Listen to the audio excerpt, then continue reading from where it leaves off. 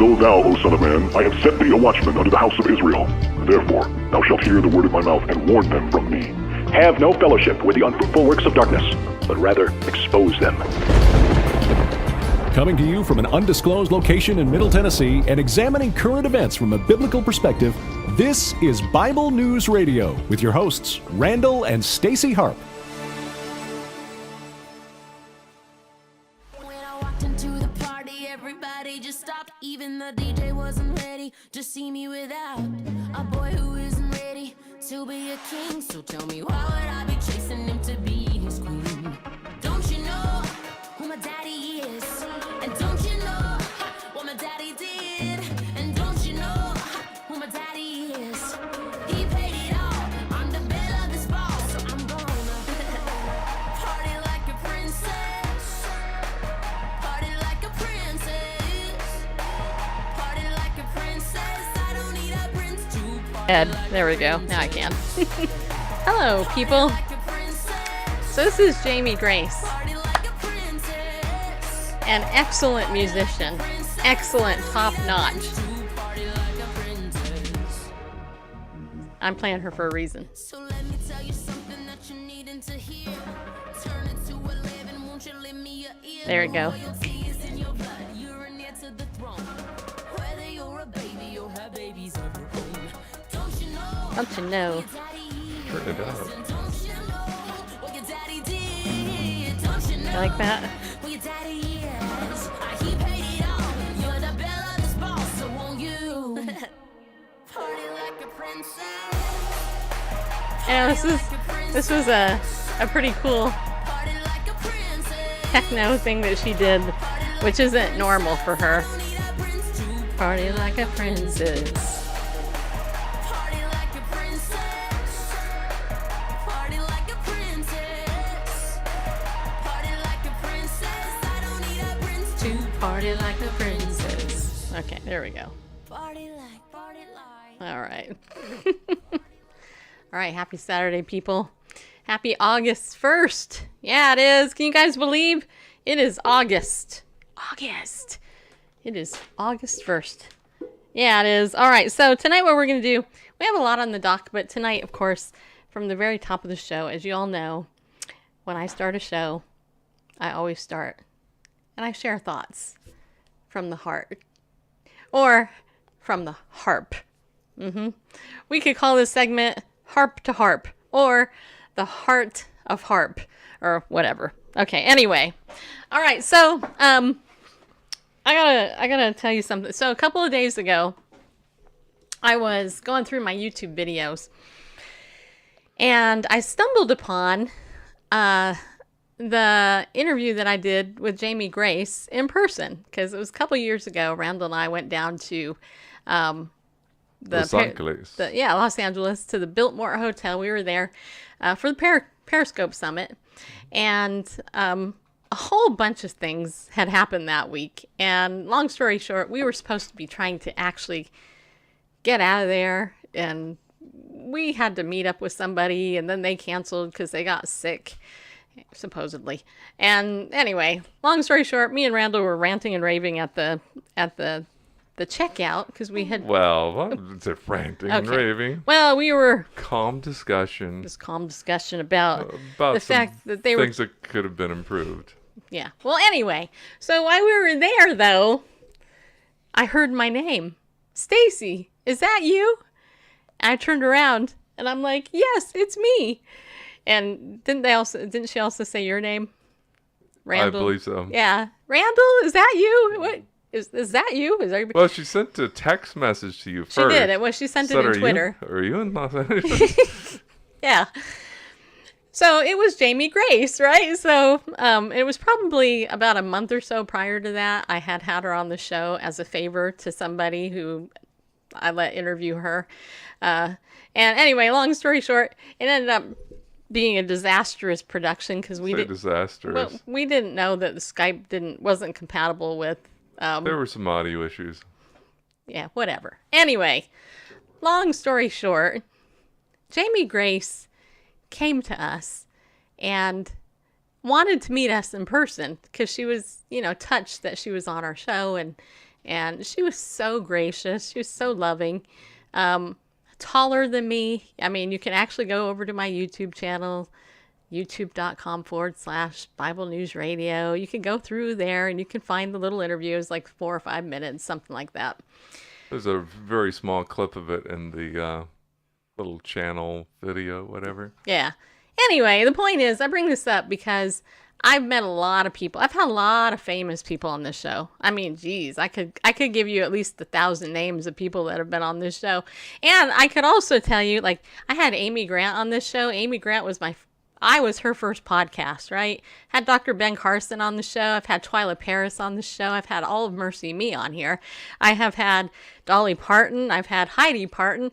I have had all of Duck Dynasty with the exception of Phil, because he's hard to get, and Uncle Si, who I didn't really care to get. Just saying. You know, we all have our... I don't want to do that. I've had on, I don't know. I've had John Schlitt from Petra, a real Christian rock band.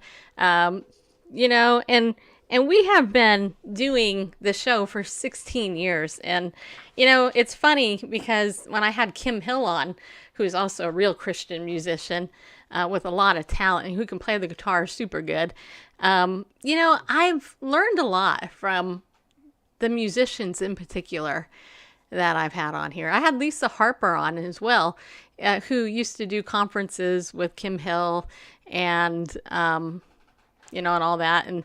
And I would say Dr. Ben Carson and, who's currently in the Trump administration. It's a pretty big name to get on the show, as well as John Kasich, even though he's a jerk.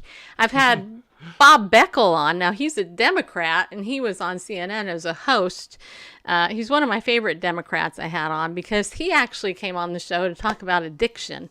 I've had famous Christian apologists on the show, like Dr. Frank Turek. In fact, he was like my first guest when I had no audience. Dr. Frank Turek, I don't have enough faith to be an atheist. Fame. We've had on Brian Bird, who wrote the screenplay for Lee Strobel's thing, The Case for Christ, and we've had on Brian Godawa, who is a really good thing. I've actually had David Limbaugh. Thank you for reminding me there. I know Rush Limbaugh. I haven't had Rush on, but David Limbaugh has been a guest on my show as well. Janet Folger Porter from Faith to Action, pretty big name. Dr. Gordon James Klingenschmidt, who also heads up his own ministry. And what I will say is that he's somebody who, has actually had a house seat, and I could go on and on. And so why do I bring this up? Because I don't have a problem getting a guest. And I never have, actually.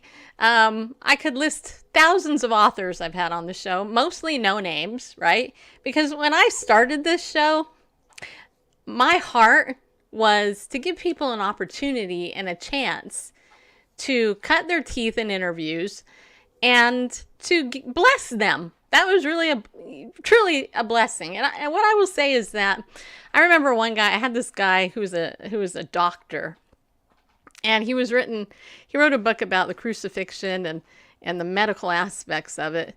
And I remember this guy, he told me, his publicist, first of all, sent me a message and said, please, can you get this guy on my show? And I've done a lot of, let's say, backroom deals with publicists.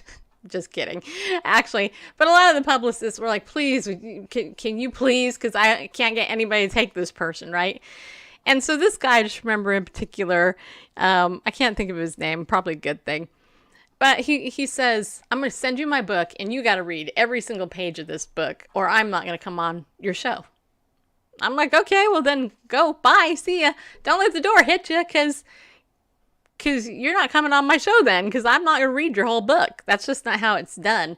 In the world of media, a guest presents a press packet, and if it's a book, you get lead questions, and then you ask the questions. Well, I just so happen to actually like reading books that I get, and I read a lot of the books that I interview on, but I also listen to a lot of music. And when I ventured into the world of Christian music in particular, and I wanted to invite people on the show it was initially people that I liked, right?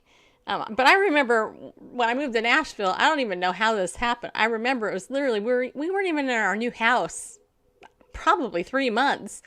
And out of the blue, Mercy Me's publicist calls me up. And to this day, I still have no clue how I even got on the press list. I have no clue. I have no idea. You know, and I'm like, okay, yeah, sure. And we did an interview with all of the members of Mercy Me. I'm just like... On the phone. On and the they phone. each called in on a separate phone line. They did. And I'm like... Trying to keep them all straight. That was fun. Yeah. Now, I actually, you know, have been humored by a lot of this because, you know, I was like, well, gosh, in the beginning, I just wanted to know if God wanted me to do this. And then, you know, I just started asking people and then I was like, oh, wow, this person might be good. And, you know, and next thing you know, I'm getting flooded with interviews. I have no problem getting an interview. But you know what I've learned? And there is a reason for this.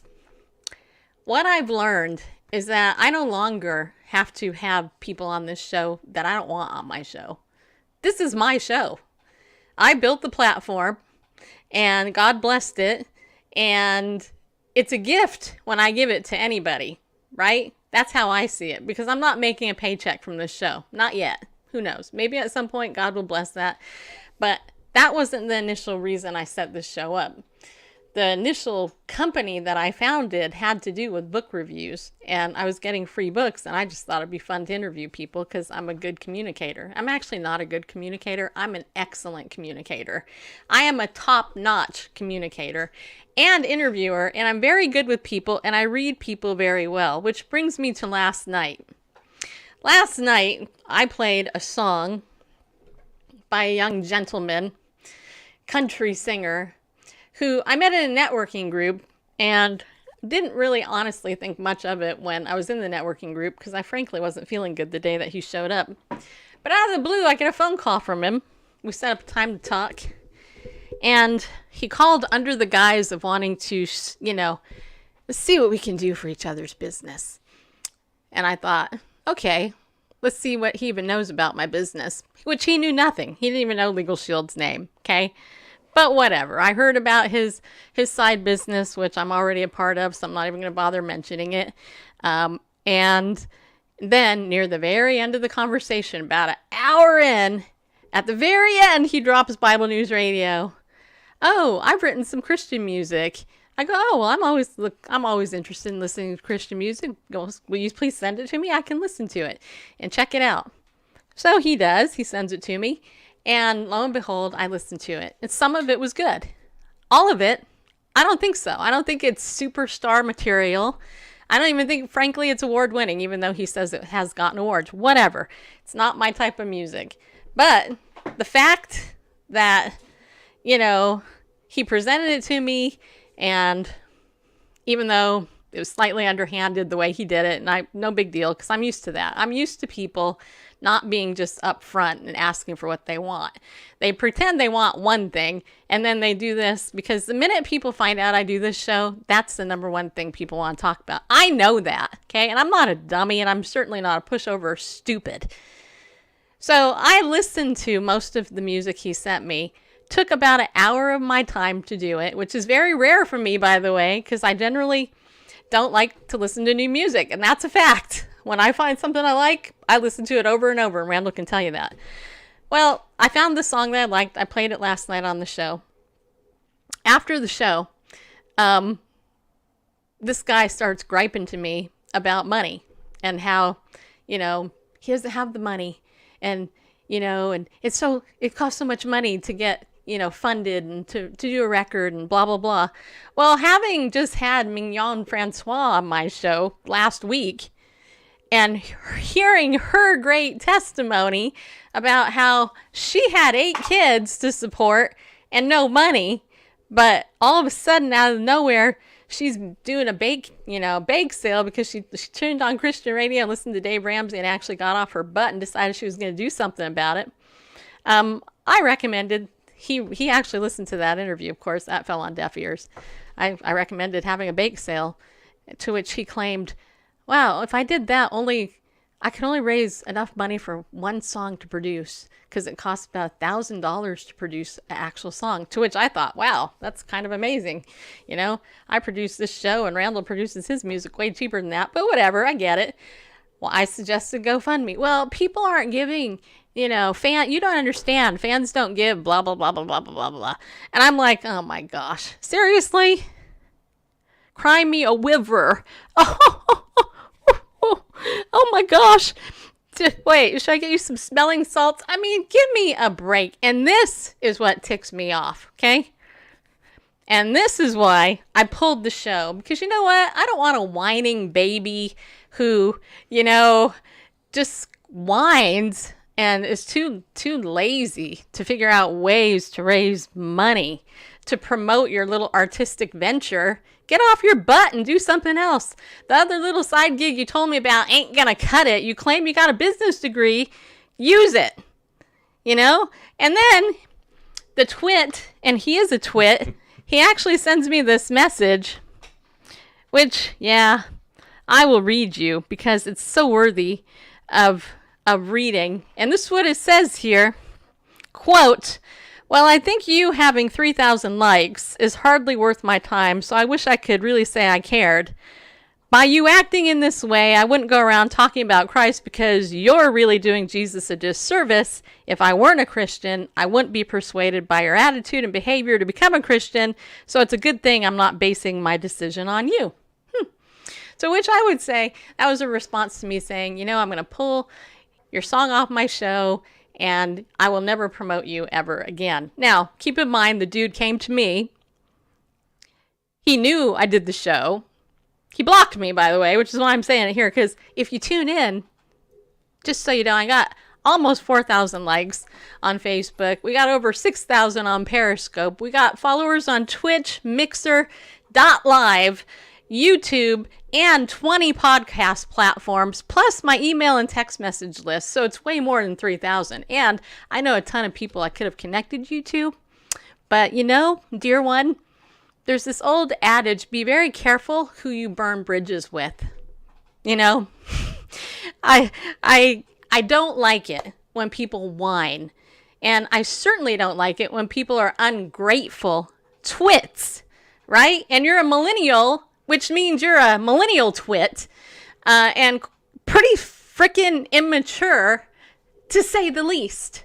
It's like your entitlement is going to keep you stuck, and you're never going to be the star that you think you're going to be, because you got this entitlement attitude like your you-know-what doesn't stink. And I'm just going to tell you, if this is how you actually treat people, you are not going anywhere in life. Your music isn't that great, right? It's not that great. Maybe that's why people don't want to fund it. Maybe that's it. Maybe you should just give up and go to business school again or something else and just quit. Or you could be a big boy and put your belt on and your big fat cowboy hat and get off your rump, get on your horse and go and get a job and pull up your bootstraps and figure out how you can make money to make the music that you want instead of whining all the time. Okay? You know what? I don't know if you were coddled or breastfed. I'm not sure. But your whiny attitude isn't going to get you very far. And this type of stuff bugs me. Just so you know. All right. That's it. I'm done. So you can listen to this guy's music if you want. But I'm just saying, I am so sick and tired of doing the right thing and trying to bless somebody only to be shit on. Proverbial speaking, and not even be appreciated for. He said he appreciated me. It was a little load of crap, as you're bitching between, comments. It's like, really? And then you write me that? Seriously. I just happened to look over on your Facebook page. You got 10,000 followers on your Facebook page? Wow. Ooh. And you have 100 and something on your YouTube page? That's impressive. I know you're heard all over the radio. So my question is, if you've got awards and you're all over the radio, where are your big fans supporting you? Huh? Yeah. Okay. Bring it on, bro. Just saying. All right, Randall. Can you feel the love it's just, tonight? Sometimes somebody just needs to lay it out. Yeah. Right? And I understand the emotion behind being a creative. I totally get it. I totally get it. But when somebody just wants to whine and not do something about it, go away. That's your trigger, I guess, or whatever. That's the thing that ticks you off the most is people who are stuck. I mean, that's why you have the Unstuck Club. And well, it's not only that, but it's people who I try to bless and they don't care. No. It's like, oh yeah, you should have done that. No, I don't have to. And to insult me, really. I'm having an NFL player on my show Monday who's got over 500,000 subscribers on YouTube. I don't have a problem getting an actual guest with an audience, just saying. All right. Well, a third of the hour is gone. I'm sorry. It's just, this is one of these things, And you know what? By the way, it's not even about numbers. It's about actual loyal fans who like you, care about you. Yep. You know what? Music isn't the business to go into if you got a weak, thin skin. It's just not. Having a backup plan is a good thing to have. That's why this isn't my priority. This isn't my first source of income. I would say anything in the entertainment or fame realm, it's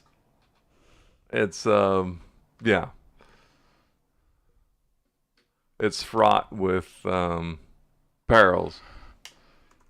Yeah. Well, there are two things that I've grown not to tolerate anymore. One is what I just laid out there, and the other is liars. Okay? Melanie Weiser. Okay, you guys know the name Melanie Weiser, don't you? So Melanie Weiser was my #1 super fan for quite some time. Stalked me, actually. I asked her to unsubscribe to my text message list 25 times. I actually tried to get my text message service to block her number because she wouldn't stop it. And what I will tell you is that Melanie, I had a nice talk with one of her pastors. And the call is recorded, by the way, because in Tennessee, you can record a phone call without the other person knowing about it. So I have it as evidence should I need it. And let's just say that Melanie's pastor confirmed everything that I know about Melanie Weiser. And recently, I emailed Melanie Weiser something about Legal Shield. And rather than answer me directly, she goes ahead and behind my back forwards email where it shouldn't have been going and just continued to do the unethical, lying, scheming things that Melanie Weiser does. And what I will tell you is that even Randall unfriended Melanie Weiser recently. Who are we talking? Melanie Weiser. Okay. Also known as sure. NJJC Girl, okay. Who lives in a dilapidated, dorm at her church because they feel sorry for her with her cat Buddy. And she's been working as a janitor for the last 20 years. So, just saying, I'm done playing games with you people. And you continue to push me, and you will pay. And you can take that however you would like. Okay? All right, let's talk now about this new movie, Marxism, or whatever the agenda. Let's talk about Marxism today. Yeah, well, okay. So, I don't know if that's a compliment or an insult in the chat room over there, but ask me if I care. Do you care? No, I really don't. I'm sick and tired of people using me and shitting all over me and acting as if my feelings and my thoughts don't matter, I'm done. So, if you're in that camp, you've been warned. Oh, and I know I'm being such a bad Christian right now. I'm so sorry. Not sorry. All right, agenda. Let's watch this because this actually, getting on a more serious note, this is a video where we have really good evidence that what's going on in the world is there's an agenda. So let's go ahead and watch this. Hello. In the traditional motion picture story, the villains are usually defeated. The ending is a happy one. I can make no such promise for the picture you're about to watch. The story isn't over. It's so quiet. You and the audience are part of the conflict. More human beings were slaughtered in the 20th century than all previous centuries combined.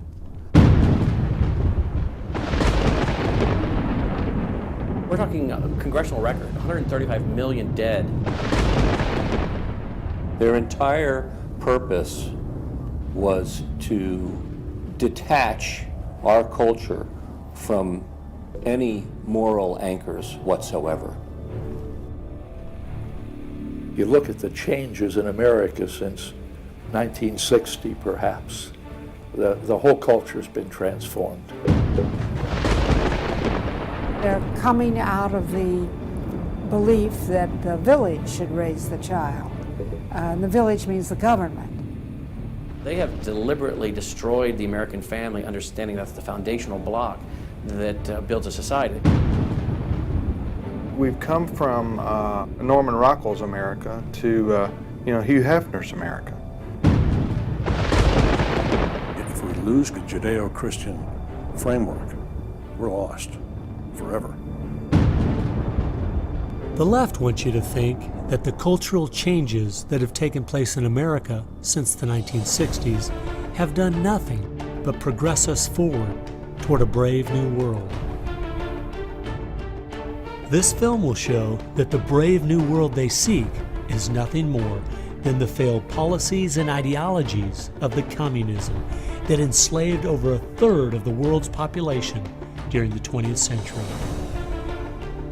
It will show that most people on the left aren't communist, just the useful idiots Lenin spoke of, being used to promote a socialist agenda, which is the first and necessary step toward communism.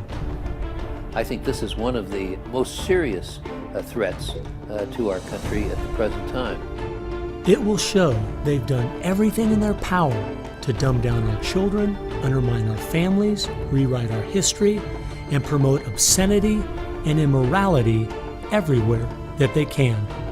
They look at what holds society together, they understand it, but they don't want that. They want change, and they will subvert and rot every good and decent thing we believe in because they have a vision for a new society, and that must mean the replacement of the old society. This film will show why the ideas that now dominate our educational system are focused on removing God and His influence from every part of our culture.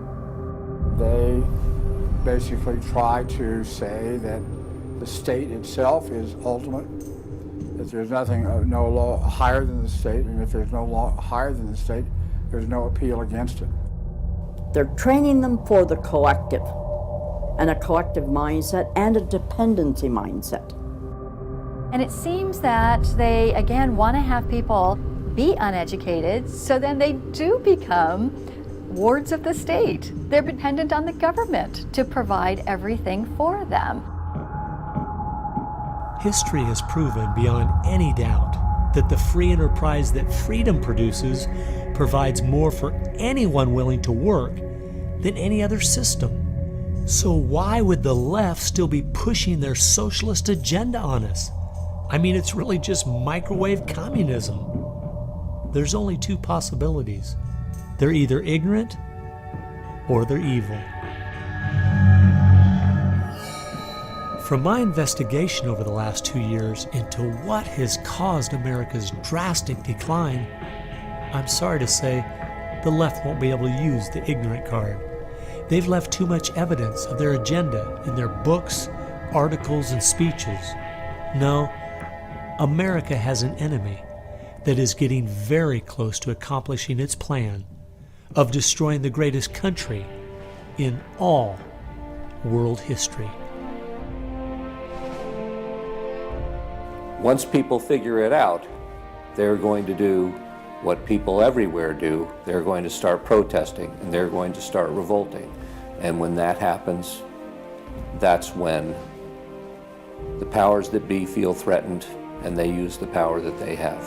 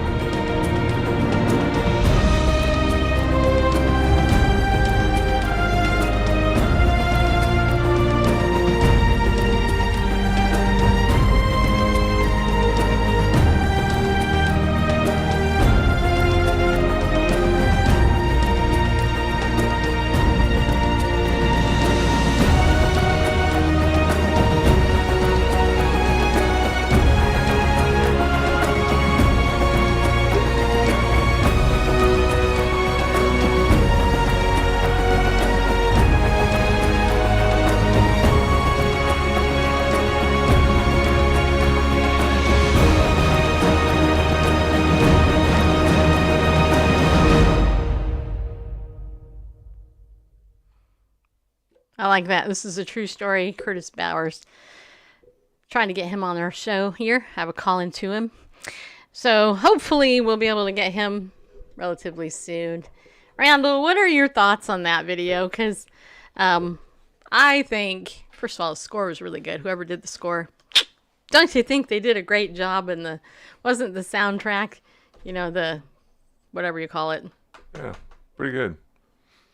Yeah, I mean, we've been talking about it for a while now. Certainly can't play the ignorance card. I mean, this is, we can go back quite a ways to those, you know, looking to establish communism. And been going happening a lot, you know, in the 20th and 21st century. And things keep ramping up, and they're, you know, hiding in plain sight, as it were. I mean, these things used to be sort of, you know, they showed some of those documents with, you know, about Alger Hiss, and I'm trying to think of the other spy, and anyway, you know, and go back to the McCarthy hearings and that kind of thing, and you know, back in the days when the Ricardos belonged to the American Communist Party, and Lucy not and Ricardis, but you know, Lucille Right. Ball and Desi Arnaz. Right. Yeah. You know, and there's Hollywood ties to communism. Nothing new under the sun. But now, I mean, they call it agenda. I mean, you can go to the United Nations site. There's a document, well, a series of documents, really. They're kind of summed up in one big thing, Agenda 21. It's there for the reading. That Right. It's all about placing people in high density housing, and we can watch this next one. That it's all about the sustainability of the planet, where the people become subservient to Mother Nature, and human life becomes expendable. And I mean, the Georgia Guidestones, all that stuff. Yeah, it's all there. It's hiding in plain sight. By the way, I wanted to share something that Chaps sent this week. It has to do with Margaret Sanger. It ties into this. I don't know if you saw it. Do you get his email? I don't recall. All right, I'm gonna pull this up. My internet seems to be a little bit slow here, but well, actually, I'll just put her name in my search and it will come up. You guys are not gonna believe this. Okay, well, you might. You may not. Let's see here. Yeah. Okay, so my friend Gordon, also known as Chaps, because he's a chaplain, he sent out an email this week. Listen, okay, so Margaret Sanger, the founder of Planned Parenthood, the whole goal of Planned Parenthood was when she set this up was to wipe out black people, right? Eugenicist. She wanted to kill the black population.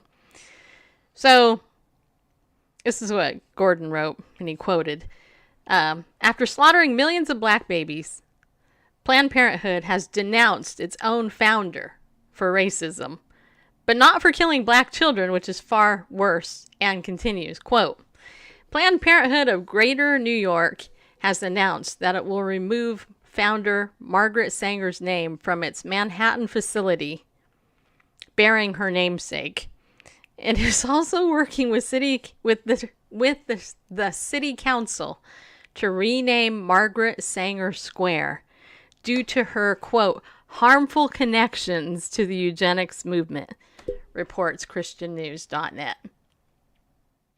It says here, the organization says that the announcement reflects the first of many organizational shifts to address Sanger's legacy and system of institutional racism, which negatively impacts the well-being of patients, staff, and Planned Parenthood of Greater New York's broader communities. The removal of Margaret Sanger's name from our building is both a necessary and overdue step to reckon with our legacy and acknowledge Planned Parenthood's contributions to historical reproductive harm within communities of color. Yeah.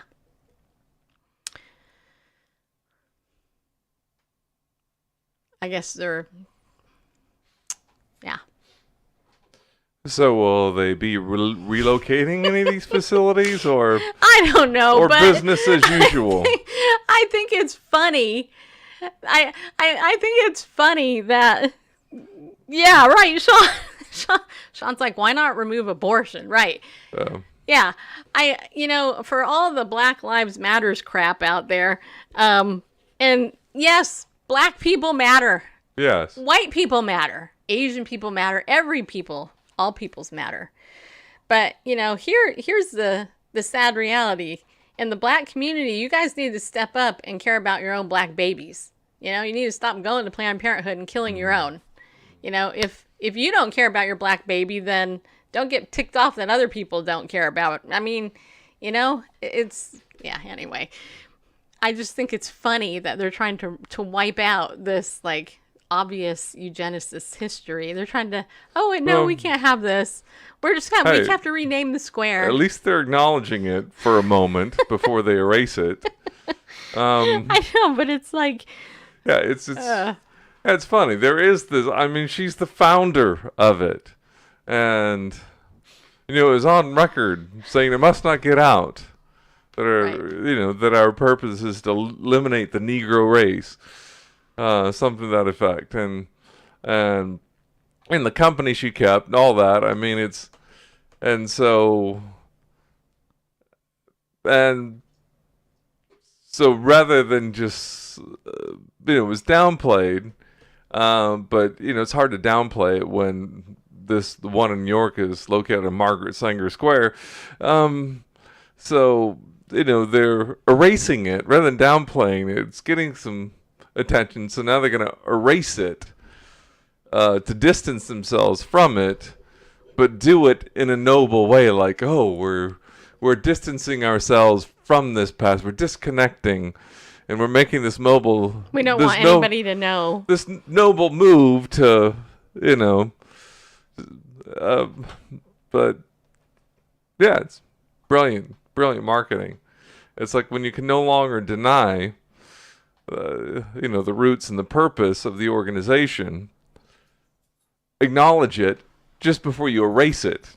Just don't do it quietly, because then it looks like you're trying to hide something. So right, make this noble announcement that we're turning a new leaf, and now let's erase it so that one generation away, no one will know anything about it. They won't be able to tie us to it. Anyway. Yeah. You want to play the second trailer? Sure. Okay. So we're going to play the second trailer for the Agenda movie, because there's 2 parts. So this is part 2, and it's about 5 or 6 minutes? Something like that. Yeah. Okay. Whenever you're ready. I'm ready. He's ready.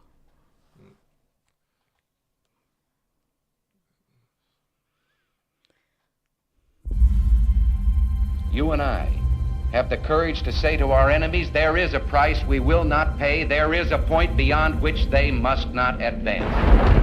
It's not on the main this screen. Is the point I think Americans need to comprehend. There if we go. America goes down economically, it will go down militarily. If America goes down militarily, we all go down. The free world is finished, and will be finished for a very, very long time. Everything, practically, is in a self-destructive mode. We're in the most critical period we've been since the Revolutionary War. Yeah, Jerry's been on my show too. You're not alert. You're not awake with what's happening. They would just as soon see this country on its knees and everything equalized. That concept of collectivism, big government, is a magnet for the predator class. The plans for all of this are to have everything globally in place by 2020. If we're that dumb and we allow this to happen, we deserve everything we're going to get, because we're going to get it right in the neck.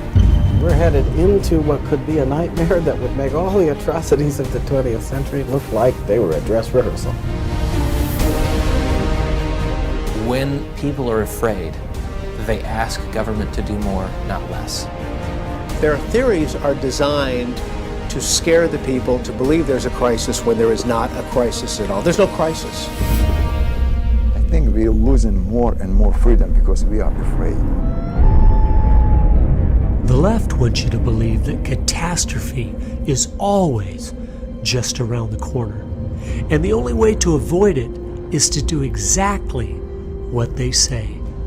But this film will show everything they do is just a Trojan horse of deceit, carefully crafted to advance their real agenda of finishing America off. We have been the main stumbling block to world communism since it first raised its ugly head.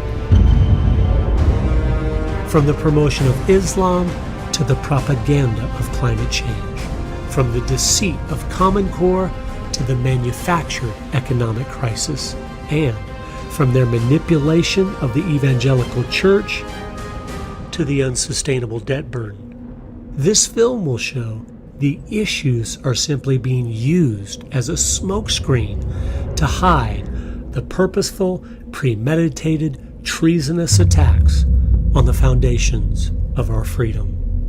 The war on religion has just purged us from being able to determine right from wrong. You know what Alexander Solzhenitsyn said about Russia? How the communists took over Russia? He said, "We forgot God." It will expose the tactics and strategies our enemy is using to prey on the good nature and caring spirit of the American people. Their magnum opus of fraud and corruption is sustainability, the most clever on-ramp to totalitarian control ever devised. This film will show it has nothing to do with clean air, water, and stewarding our resources, things everyone is for. No, unfortunately, it is just a masterpiece of marketing being used to convince people that a one-world problem requires a one-world solution by a one-world government. Under the new Agenda 21 movement, we've been demoted. We are now below the earth. And if we are less than the earth, then there is no tyranny against man that cannot be justified under the premise of protecting the environment. If you believe that there's nothing special about man, it can take you all sorts of places. Unless there is a change in this country, we are going to end up at the end of the line in a totalitarian state. Their stated agenda, carved in stone on a monument in Georgia and outlined in documents placed in the Ark of Hope, is to eliminate 6.5 billion people by century's end. And they will succeed if we don't stop them. This is not just a fight for the United States of America. This is a fight for civilization itself. It's everything Karl Marx dreamed of before our very eyes. I think they've pushed us over the cliff in ever since. America isn't going to fall. We are falling.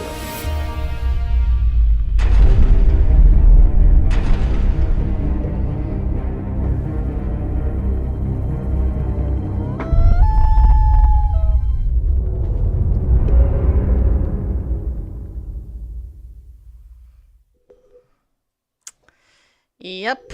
So Alan Keyes, who I voted for president when he ran for president a number of years ago, and who I've met actually. I got the privilege of interviewing him. Well, not actually interviewing. I could interview him actually anytime I want, but I got to meet him and introduce him to my dad when I went down to one of Janet Porter's events in Florida a number of years ago. But yeah, America is falling.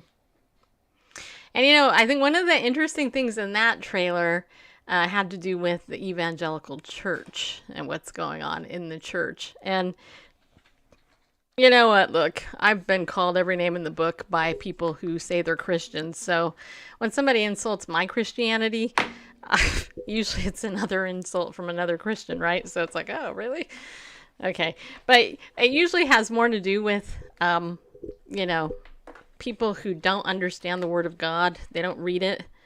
because they're too busy writing country music and drinking beer all the time, you know, and or they just don't have the competency to actually go to church and read the Bible for themselves and actually see what it has to say, or they're into the social justice movement, which is, you know, co-opted the church, which, by the way, Satan is the founder of, just so you know.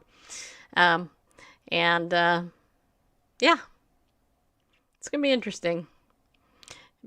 Christian persecution is alive and well all over the world. And it's coming to America, people. It's actually started here. In fact, if you don't know that, you should look up some research on church shootings and things like that.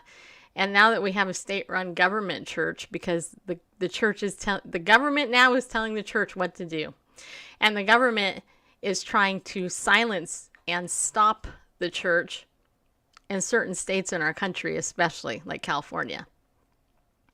And there are pastors, good pastors, actually biblical pastors out there who are standing up and going, okay, I'm ready. Bring me to jail, people. It's going to happen. I believe we'll see a pastor arrested before the end of the year. And I think it will be a big name pastor. I think it'll be somebody like Jack Hibbs or John MacArthur, you know, somebody like that. I think that they're going to, I think right now they're kind of playing games with them.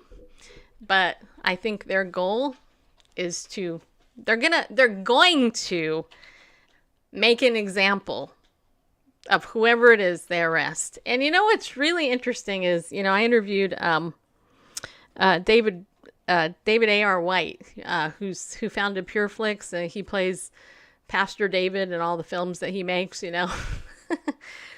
You remember his film God's Not Dead 2? You remember that one, Randall? Yes, I do. That movie was based on actual cases, and if you watch the movie, you can go through the end credits and you'll see there's like something like 40 different cases they cited in that movie. I think it was at the very end of that movie, the cliffhanger for the next movie they're doing, they actually showed the pastor getting arrested, because it's going to happen. It's going to happen.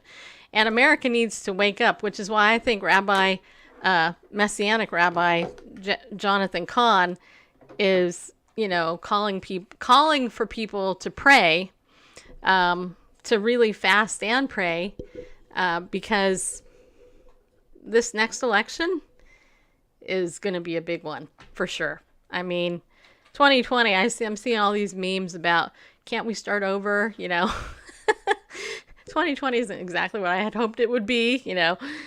I saw this one meme. It was like a freeway sign. It said 2020, and then it had the arrow going, and it said 1980s.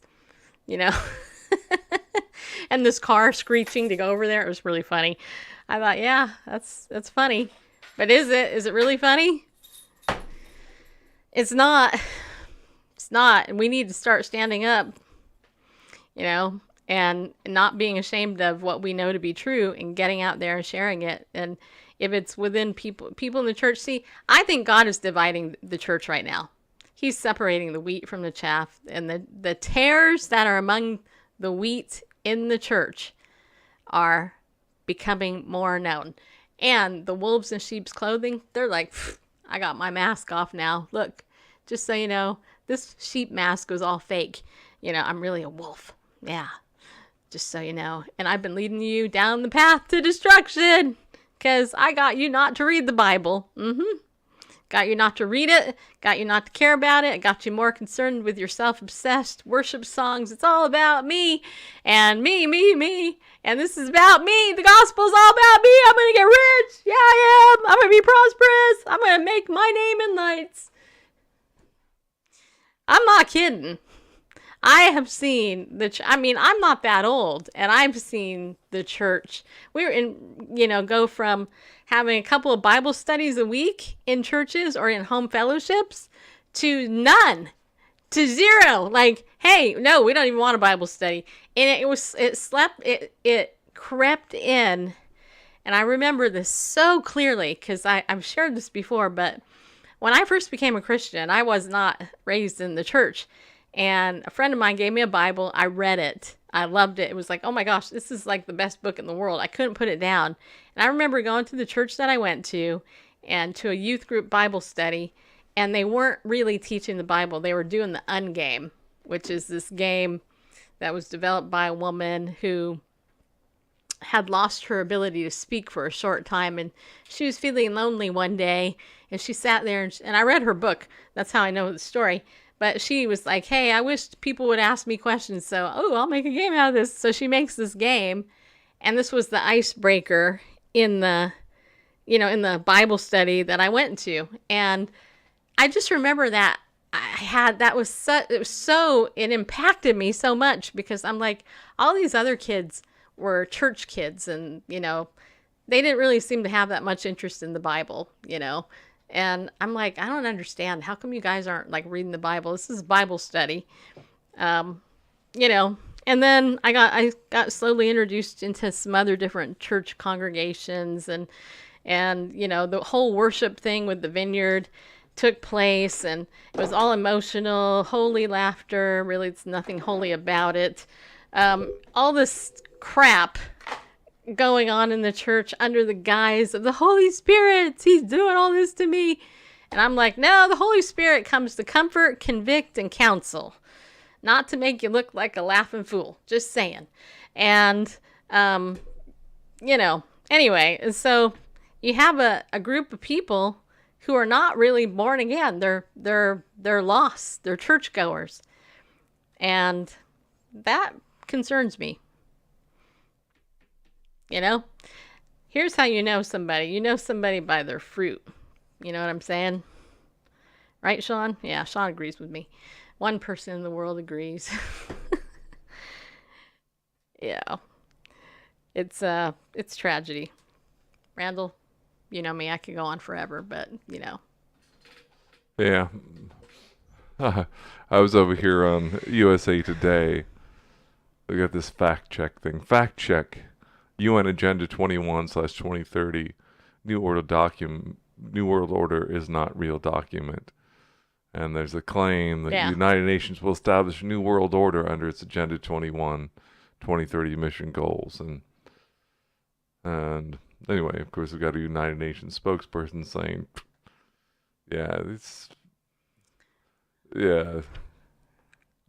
Bonk is just about... this is about ending all poverty in all forms everywhere. That means by putting all people level. I mean, let's just take one example. I mean, I've got the document in front of me. Okay. I could try to share it somewhere. I mean, you can sustainabledevelopment.un.org. You can go get it for yourself. Let's see, could use the scripture one. Let's do that. The scripture shot, and only without the scripture. Yeah, I cannot read that. All right. I have glasses issues right now, people. Just so you know, right. I have progressive lenses. There's a reason they're progressives, because they're liberal. Okay. Anyway, I don't have them on, so you're going to have to read that. Okay. This is in section 18.61. Mm-hmm. Okay, the 1980s saw considerable progress in the development and application of low-cost water supply and sanitation technologies. Okay, good. The program envisages continuation of this work, with particular emphasis on development of appropriate sanitation and waste disposal technologies for low-income, high-density urban settlements. Okay, so, yeah, they're looking to get better, water supply and sanitation technology, low cost, and especially getting them into low-income, high-density urban settlements. All sounds good so far. There should also be international information exchange to ensure a widespread recognition among sector professionals of the availability and benefits of appropriate low-cost technologies. The public awareness campaigns will also include components to overcome user resistance to second-class services by emphasizing the benefits of reliability and sustainability. So the plan includes a public awareness campaign for people to overcome their resistance to second-class services. Why would there be a resistance to second-class services? What are they talking about? Well, the low-cost water supply and sanitation technologies. We need to get these low cost so we can do them, more of them, and it's not going to be what people are used to, the kind of water supply and sanitation that people are used to. So we need to have a public awareness campaign to overcome the user resistance to second-class services. Water and sanitation services. Why would there be, if they're talking about bringing these into low-income, high-density urban settlements, let's say, existing ones, where there isn't, they say the 1980s saw development of low-cost and water supply. Okay, we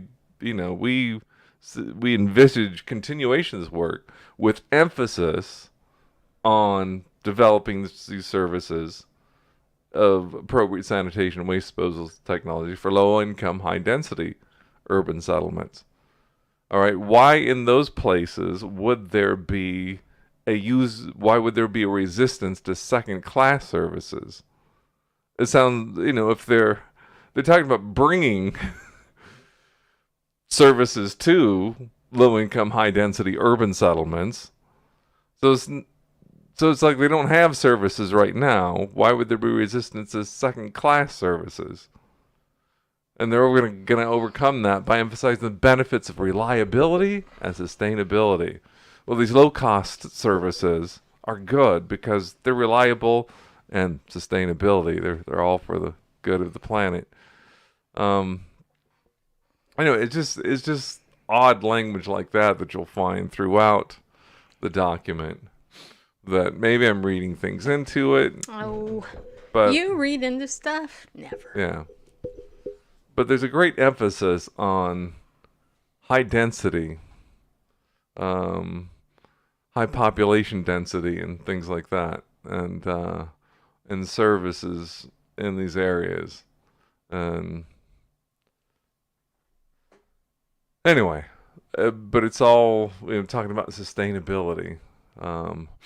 Because this Earth is using up all of its natural resources. I would challenge anybody, go get yourself. Look online. Back in my day, Shani, we went to the library and there were world atlases, but you can look it online. Look at maps by population density. The vast majority of the Earth's surface is unpopulated. Right. Well, yeah, because it's deserts and it's no, it's not. It's not because it's because it's ice covered or because it's sand covered or the vast majority of the Earth's surface, not counting the water, I'm talking the land surface, is unpopulated and perfectly what's the word I'm looking for? Well, habitable and agreeable to agriculture. This planet, people talk, oh, we're 7 billion people or whatever. That's the tipping point, and it's going to crash and it's going to burn. Oh, this planet can support 100 billion people without skipping a beat. But anyway, the whole the narrative is that we're harming Mother Earth and we're running out of resources and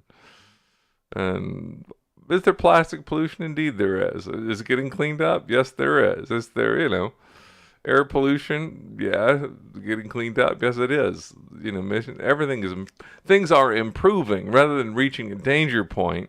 That used to be the thing. Oh, it's the air pollution. It's the water pollution. Then yeah, I remember that. Then we started to clean those things up. We had Earth Day and the big ball. Yeah. And we had to pick it up and run across the playground with it. And now that we've been cleaning those things up in the past few decades, now it's like, well, now it's got to be another crisis. Global warming is going on, and it's because of the things we're still doing. And, well, okay, Okay, then there's some cooling going on. Let's just call it climate change. It's climate change. The AKA, climate, also known as the weather. yeah. Climate is changing, and for that reason, we've got to, cut down basically the activity of civilized people.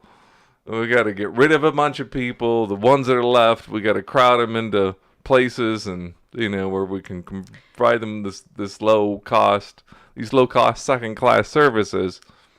And speaking of that, anyway. Let's talk about President Trump for just a minute. I know it's technically after our time, but who cares? It's our show. We can do what we want. You want the article? Yeah. So I will say before we get into the article, you know what? Thank you guys for tuning in to the show. I really am thankful for those of you who watch. I know a good amount of you, a good core group of you, I know.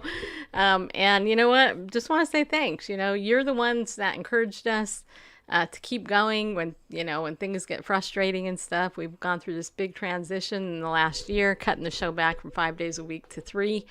Actually, 7 days really a week to 3.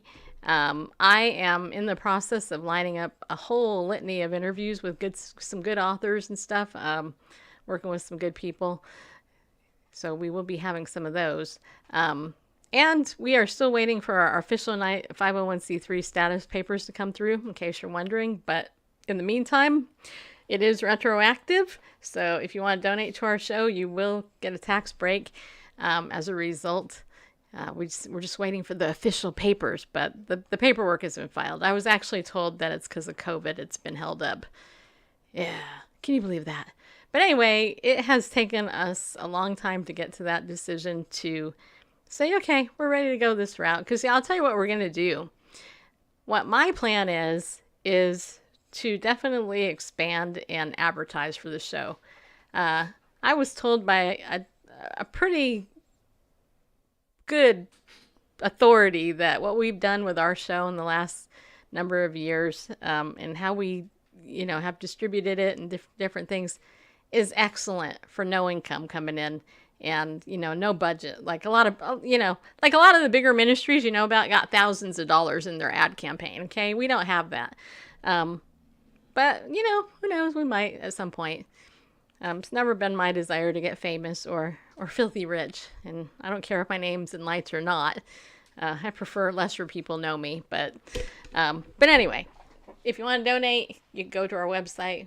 And you know what, Randall? We didn't set it up for the heart tug thing. Gotta do that. We had so much fun playing pickleball. I'm waiting on you. I know, I totally forgot about it, but in the meantime, you can still donate through our website at BibleNewsRadio.com/give. And you already know what you're going to get if you watch us, just so you know. So, and I'm not swayed by money. So if you decide you're going to donate and then all of a sudden decide you want to boss me around to tell me, you can't talk about that, or I want you to talk about this, blah, blah, blah, blah, ain't going to happen. Just so you know. I just felt the need to say that because I know people. But anyway. All right, let's get to this Donald Trump thing and TikTok.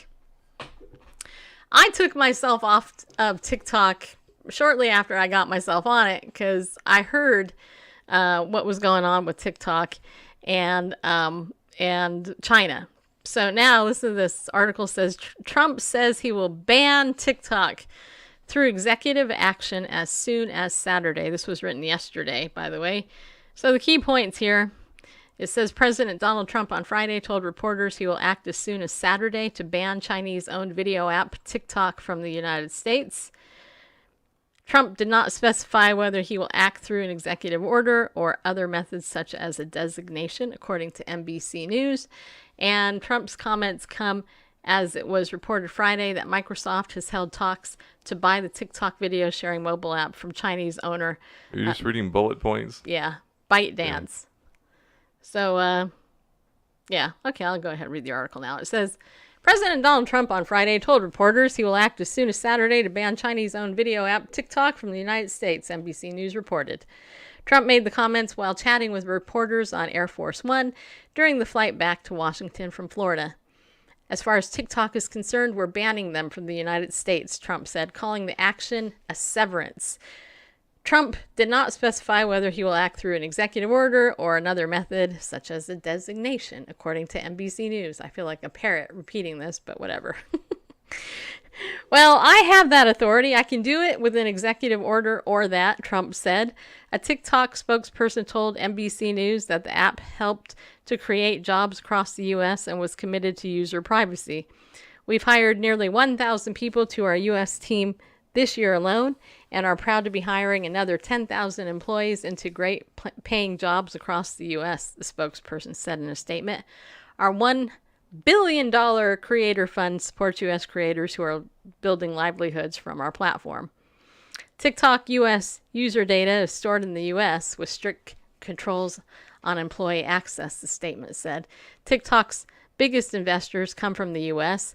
We are committed to protecting our users' privacy and safety as we continue working to bring joy to families and meaningful careers to those who create on our platform. Trump's comments came as it was reported Friday that Microsoft has held talks to buy the TikTok video sharing mobile app from Chinese owner ByteDance. One person close to the situation told CNBC. This person characterized the talks as having been underway for some time rather than being brand new.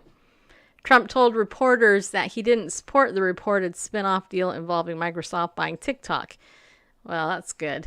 A TikTok acquisition could make Microsoft a major provider of business software, more concentrated on consumer technology, which Microsoft has moved away from somewhat in recent years by exiting the smartphone hardware, fitness hardware, and ebooks market.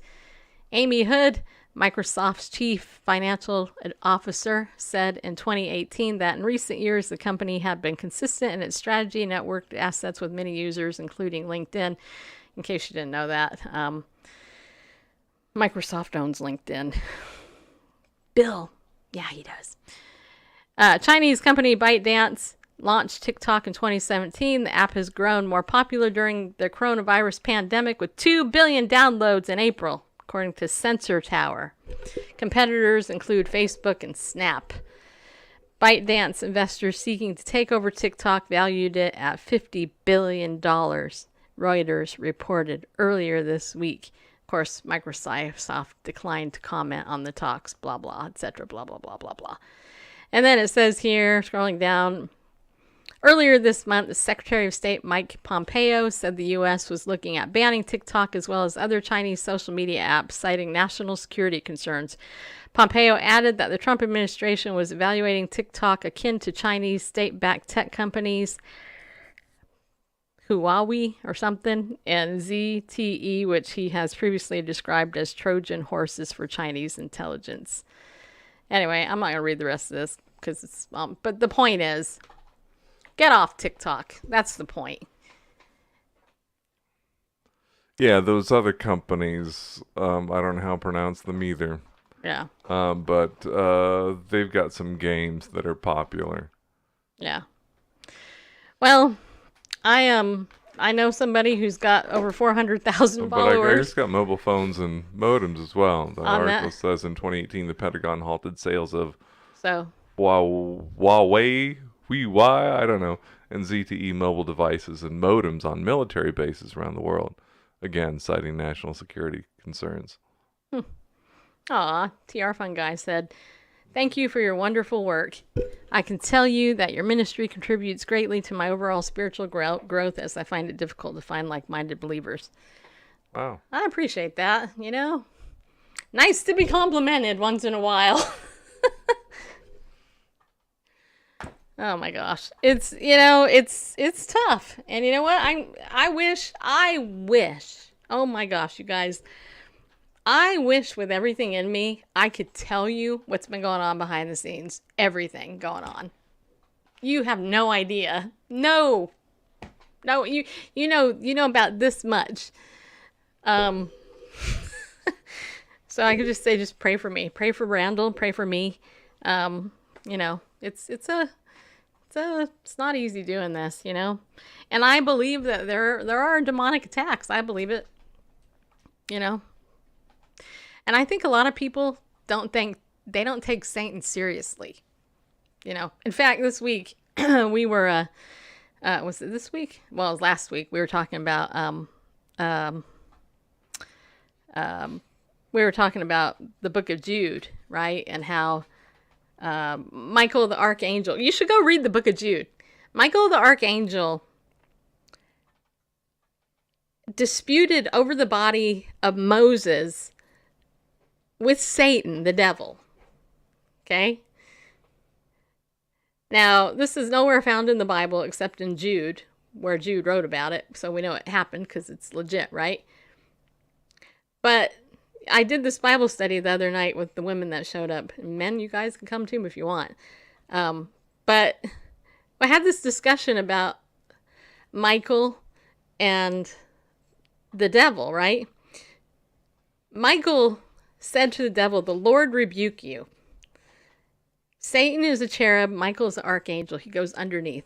If you study angel ranks in the Bible, the cherub is above the archangel. Anyway, I bring that up because a lot of people don't take the devil seriously. And they're like, well, whatever. And I'm like, Are we going to stomp on the devil? He's nobody to be messed with, but the Bible says greater is he who's in us than he who's in the world. And that means the Holy Spirit is greater is he who's in us than he who is in the world. Whoever that might be. Right. Yeah. But I will say too, Randall and I have had some really good mentors, right? And today we found out one of those people died last night. And,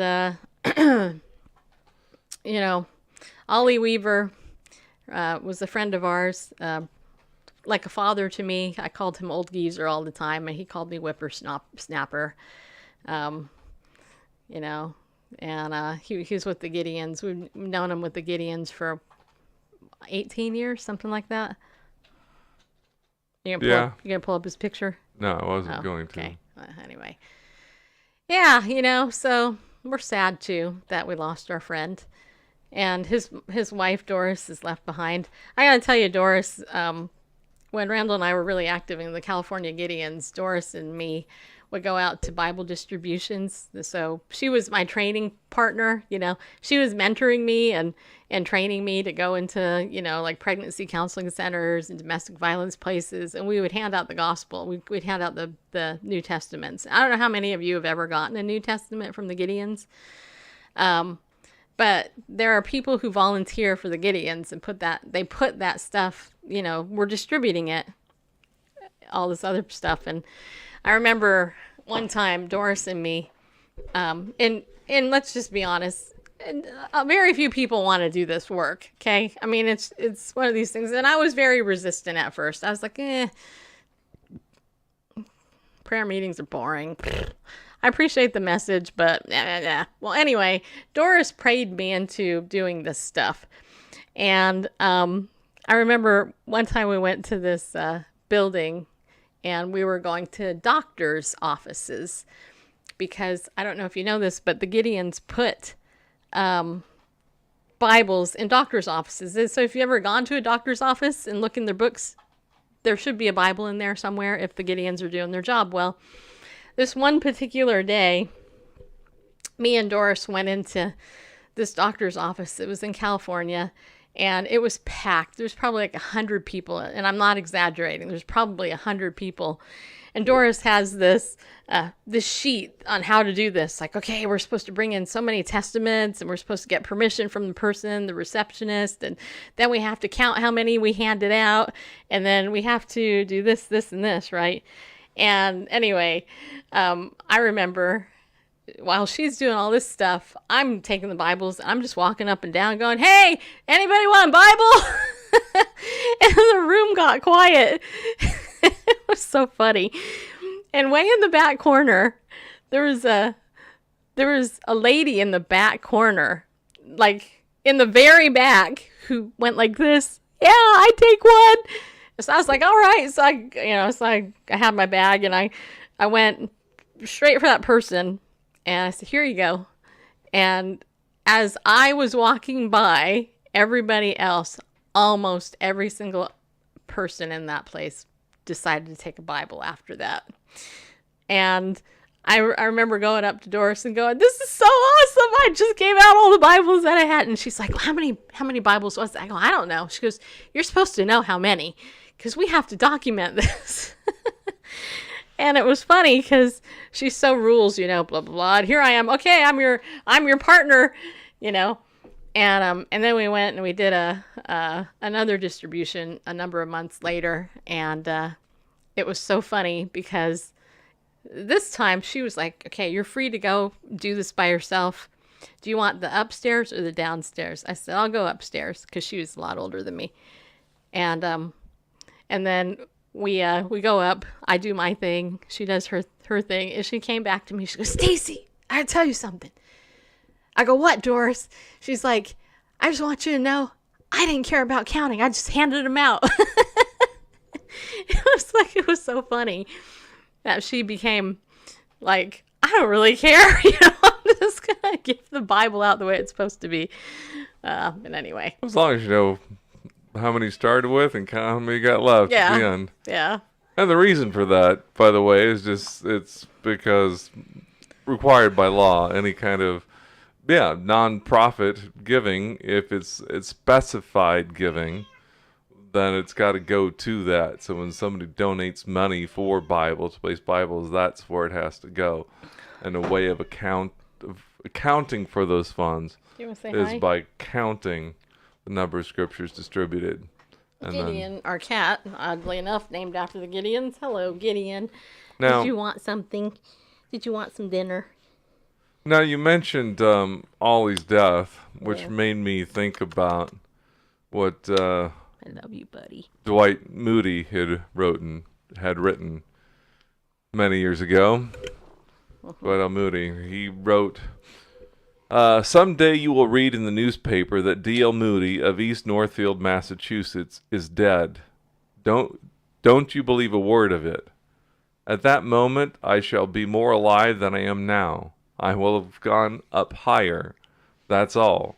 Out of this old clay tenement into a house that is immortal, eternal in the heavens, a body that death cannot touch and sin cannot taint. I was born of the flesh in 1837. I was born of the Spirit in 1856. That which is born of the flesh may die. That which is born of the Spirit will live forever." So Billy Graham said something similar to that then. He did? Yeah. He probably copied Moody. Yeah. Yeah. But, yep.